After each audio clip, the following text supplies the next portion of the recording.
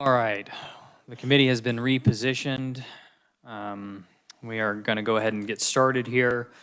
So the first item of business that I have is the approval of the minutes for February 18th, 23rd, 25th, and March 11th. Do I have a motion? Motion from Representative Berquist and a second from Representative Proctor. All right, is there discussion? Seeing no discussion, all those in favor of approving the minutes, say aye. Aye. All opposed, no. Ayes appear to have it. Ayes do have it. Minutes are approved. All right. So it is my understanding we still have not received any bills from the Senate at this point in time. So the only item that we have available to us is HCR 5015. For a review of HCR 5015, the chair recognizes Revisor Mike Heim, possibly. Mr. Chairman, members of the committee, can you hear me? Sir. Sir. Okay. This is a concurrent resolution urging Congress to reject legislation to federalize elections in the United States and oppose a bill that's called For the People Act of 2021. There was a bill introduced in the House Resolution 1 and one in the Senate. I think they're pretty much identical. And anyway, the resolution reads that it's a legislative overreach by the federal government. It impedes, it federalizes election administration, provides unfunded mandates, and is an unconstitutional mandate on states. Impedes free speech, restricts political activities, censorship of campaigns, and so on. Reduces public accountability of elected officials. Anyway, you get the idea. If you want more of an explanation, I will. I can send the committee a copy of a summary of the bill after the meeting. Thank you, Revisor. Committee, are there any questions for the Revisor at this time? Seeing none, thank you, Revisor Heim.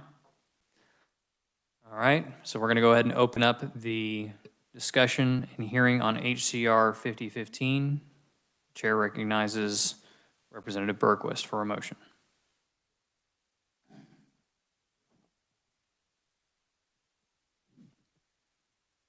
Mr. Chair, I move that we send 5015 out as presented for passage on the House floor. Favorably? Favorably. All right, do I have a second? Second from Representative Lee Hahn. Committee, is there discussion? Representative Dodson.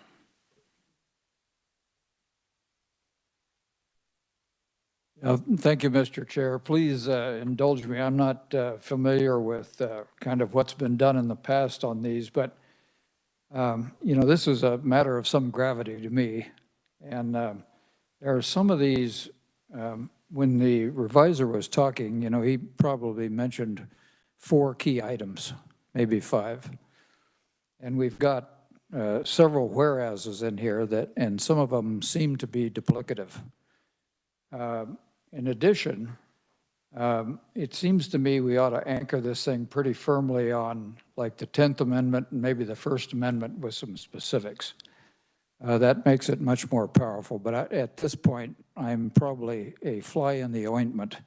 I just wanted to kind of say where my head was on this one, not having the experience of writing one of these before. So thank you. Thank you, Representative. So, I mean, it just depends on how the resolution is written. You know, some things could be duplicative. It's just basically, you know, telling Congress why we think that they should oppose it, or our members, our delegation of Congress, why we should oppose it, and then the other various individuals in leadership. And so you are right to a certain extent. Could we have gone further or amended it or changed the language to where it talks about the 10th Amendment, states' rights, that kind of stuff? Yeah, we probably, I mean, that's absolutely, you know, you could have absolutely said something along those lines. It's just it wasn't written that way. So, real quick, committee, I do actually have an amendment. Revisor, would you be willing to send the amendment to the committee assistant? The committee assistant has the amendment. I think she will send it out right now. Thank you. So my amendment body, or committee, while we are waiting on the amendment, it goes in and it's, in my personal opinion, it shortens it. Instead of saying repeatedly the For the People Act of 2021 after the first iteration, it just makes it towards HR 1 and S1, like we say there on lines 5 and 6. So that's basically, it's very simple. And so is there a second on that amendment? All right, Representative Dodson seconds the amendment. Body or committee, is there discussion? Representative Parker. Thank you, Mr. Chair. I think this amendment makes sense. I just wanted to clarify one thing, and maybe this would be an issue regardless.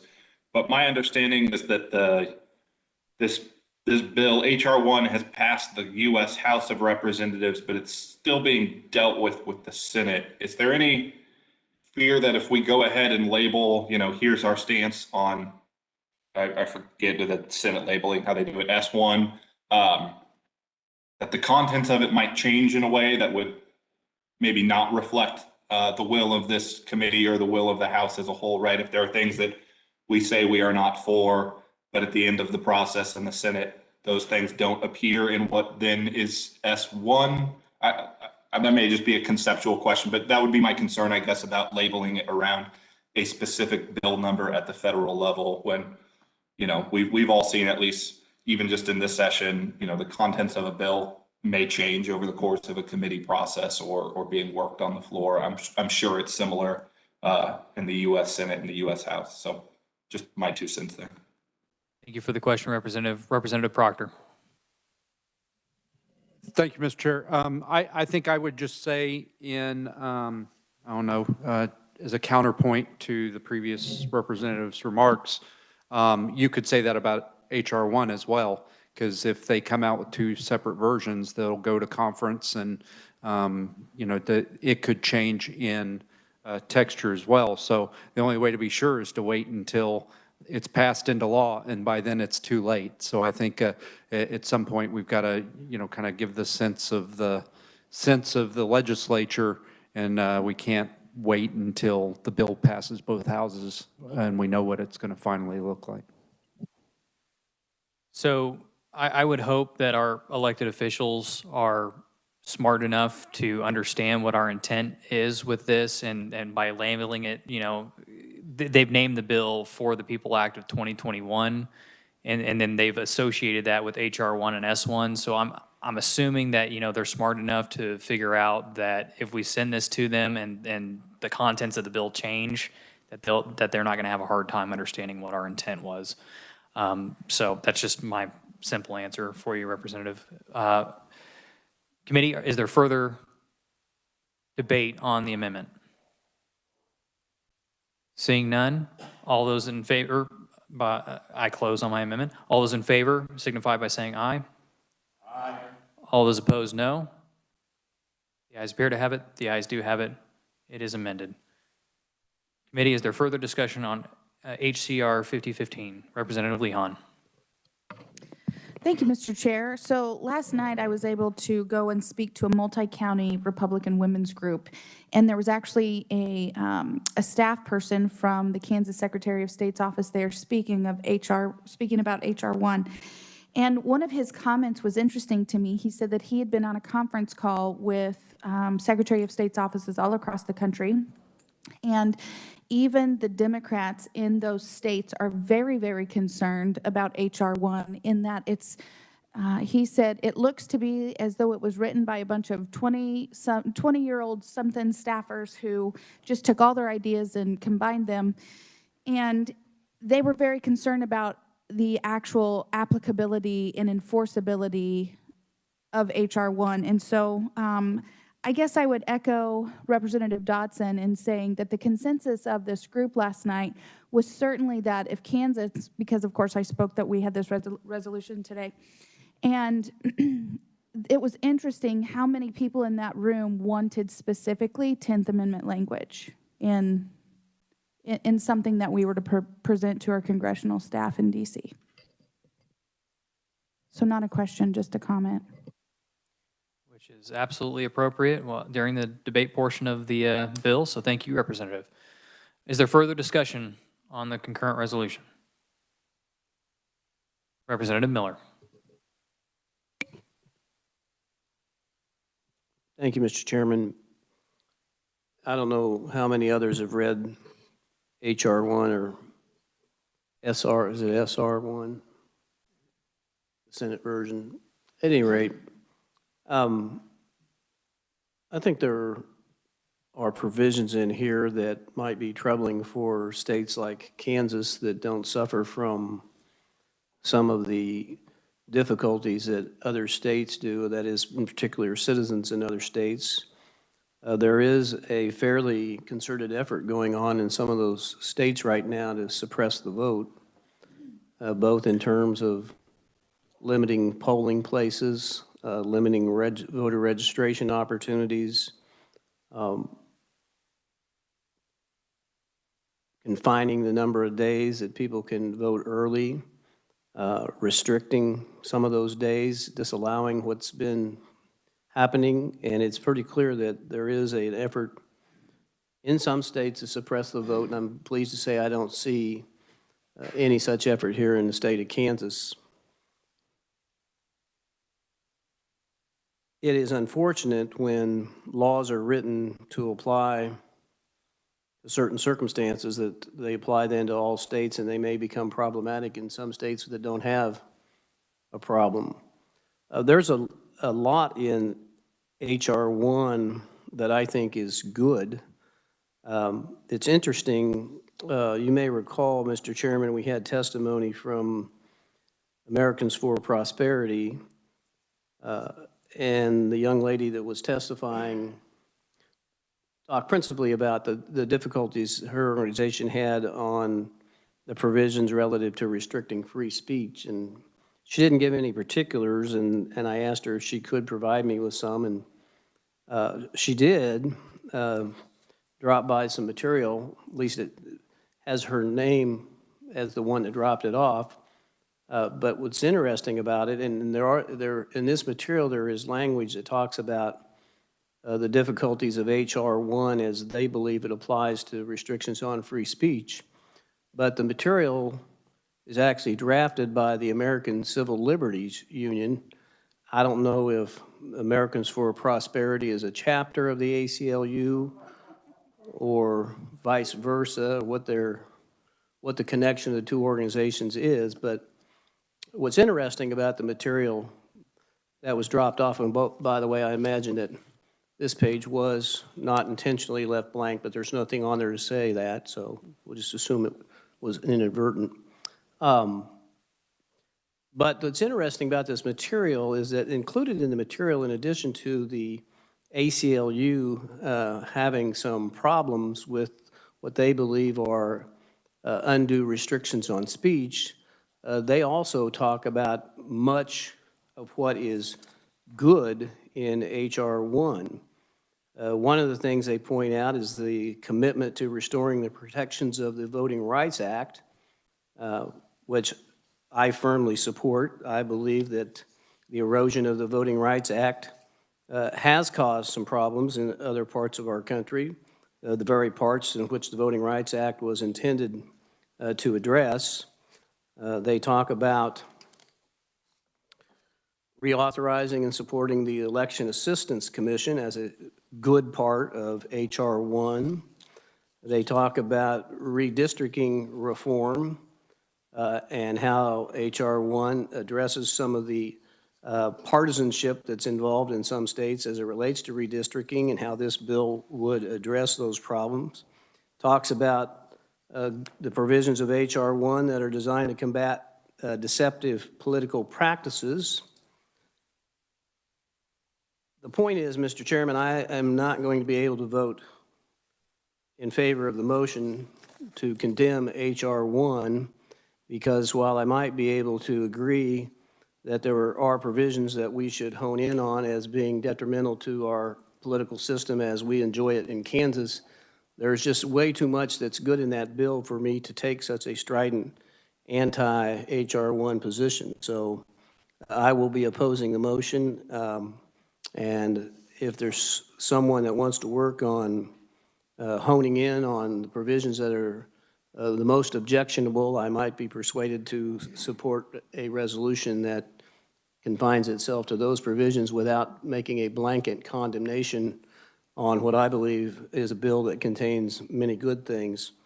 It has passed the U.S. House. Senator McConnell indicates he has no intention of his party supporting the bill in the Senate. So in summary, I would say I wish we were spending our time on something that we really might have an impact on. I dare say no one in the U.S. Senate is really going to be persuaded by our resolution, regardless of how it was worded. But thank you for your effort, Mr. Chairman. Thank you, Representative. And, you know, hopefully someday the Kansas Senate will send us something to work on. So is there further discussion on HCR 5015? Representative Berquist. Since I was 4 or 5 years old going into school, I've had a great appreciation for being a Kansan and for being a part of a state that was part of many states that were joined together for a common cause but not combined. And I studied history for the same reason. I studied the nuances of what an autonomous state could do for its own people and how that in a joint effort they could provide for defense and even go out and defend the world.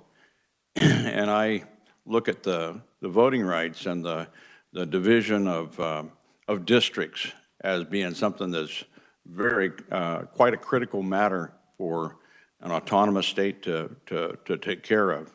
And it's not autonomous because it doesn't care about anybody else. It's because it's a unique group of people. 13 colonies were unique groups of people from different backgrounds and different reasons for having come to America. And they settled together on purpose.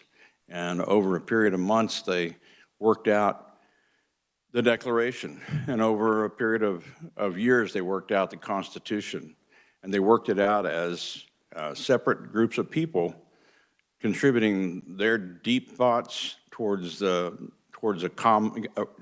combined effort for a common interest, and not to combine those states into one large state. I don't want our elections to become one large state. I don't want our division of our peoples or our way of life to become one large state. I want to remain Kansas, and someday if I choose to be a part of somewhere else, I'll choose knowing that I'm going to be a part of what some other people do. And I might even try to influence that one-on-one. So I like this resolution because it's the strongest statement we can make. Using the designation of H.R. 1 in this measure will be better recognized by people who are paying attention at all to the news. Thank you. Further discussion on the resolution? Seeing none, Representative Lee Hahn. Thank you, Mr. Chair. To my esteemed minority leader of this committee, a quick Google search of H.R. 1 yielded a couple of things. You wanted some specifics, and here's just a couple of specifics that concern me. For instance, same-day registration. That's very scary to me based on the fact that you cannot be able to vet and make sure that there's no verification of the accuracy of this voter information. I'll send you this document. It's from the Heritage Group. I'm sure it's a website you frequent. And you'll be able to see there are some very profound, stark issues that would indeed take away our states' rights, everything that we've been doing in this committee for the last several weeks, and really just trash them. And so I appreciate this resolution. I appreciate Americans for Prosperity and their speaker last week for bringing it to our attention here in the state of Kansas. Thank you, Mr. Speaker, or Mr. Chair. Thank you. Representative Miller. Thank you, Mr. Chairman, and I appreciate the point brought up about same-day registration. I know a lot of people are frightened by that. It doesn't scare me. We pretty much have that already with the number of people who vote provisionally. The election officers, I know, over the course of time have modified their position on that. There are states that have same-day voter registration, and it poses no problems. The fear of the unknown is a fear, and I appreciate that, but I think if indeed we had it, I think we could demonstrate that it's simply fear of the unknown and not fear of anything of a factual basis. Thank you, Mr. Chairman. Chair recognizes Representative Proctor. Thank you, and thank you, Mr. Chair. And I would just say that, you know, it may be at some time that we do consider same-day registration or some other measure. My objection is that it would be imposed on us by the federal government against our will and against the will of the people of Kansas as represented by this legislature. Further discussion on the resolution? Seeing none, the chair recognizes Representative Berquist. Mr. Chairman, I move that we pass out HCR 5015 favorably as amended. Okay, you've heard the motion. All those in favor? Okay, second. Representative Lehan. All those in favor signify by saying aye. Aye. All opposed, no. No. The ayes appear to have it. The ayes do have it. HCR 5015 is passed. All right, is there anything else for the good of the committee at this time? Representative Parker. Thank you, Mr. Chairman. I just request that my no vote be recorded. All right, we can make that happen. Anybody else? Representative Lehan would like to record her vote as a yes. Any other committee members? Representative Collins is a yes. All right. Is there anything else for the good of the committee at this time? All right, seeing none, we will be on call with the chair. Watch your email boxes, listen for floor announcements. Hopefully something will shake loose from the Senate before too long, and we could very well end up in a conference committee. So just be aware of what's kind of going on. But as of right now, we don't have anything else scheduled. It is call of the chair. With that, we are adjourned.